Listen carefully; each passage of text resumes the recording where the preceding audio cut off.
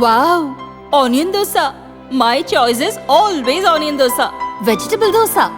It's my choice. Podi dosa. My choice is podi dosa. Wow! Masala dosa.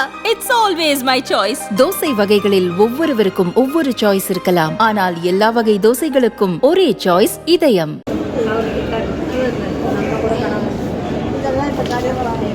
இப்போ கடையில் வாங்குறதா?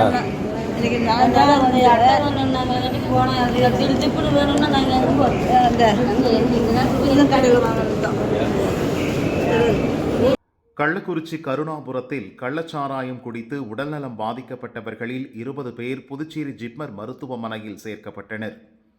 முதல் நாளில் 3 பேர் இறந்தனர். 17 பேருக்கு தீவிர சிகிச்சை அளிக்கப்பட்டது. சத்யா, பரமசிவம், முருகன், சின்னசாமி, சாரதா ஆகியோர் குணமடைந்து நேற்றிரவு வீடு திரும்பினர்.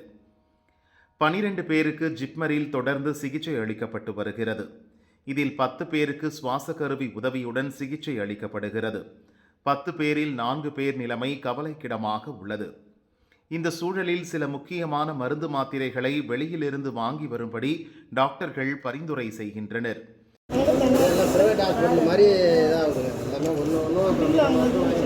இதெல்லாம் இப்போ 600 ஒன்றுமே இல்லை. 2 மாத்திரை 2 இன்ஜெக்ஷன் ஒரு 2 ஸ்டீப் மாத்திரை மட்டும் 610 சொன்னாங்க.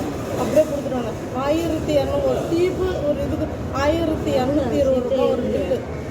இந்தமாரி எந்த டைம் நாங்கள் கையில் காசு வச்சுக்கிட்டே இருக்கணுமா? நாங்கள் கூலி வேலைக்கு தானே ஓடுறோம். மருந்து வாங்க பணம் இல்லையே, என்ன செய்ய என குடும்பத்தினர் கண்ணீர் விடும் வீடியோ பெரும் பரபரப்பை ஏற்படுத்தியுள்ளது.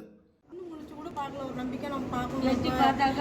கை கால் அசைக்க மாட்டேங்கிறோம், எதுவுமே இல்லை இந்த இடத்துல. இப்போ நாங்கள் எங்கள் பிள்ளைங்களெல்லாம் விட்டுட்டு இங்கே வந்து 4 நாளாக இங்கே தான் இருக்கிறோம். சாப்பிட ஒரு ரூபாய்க்கு அன்னன்னைக்கு தினம் கூட்டிக்கு தான் கொளுத்து வேலைக்கு தான் ஓடுறோம்.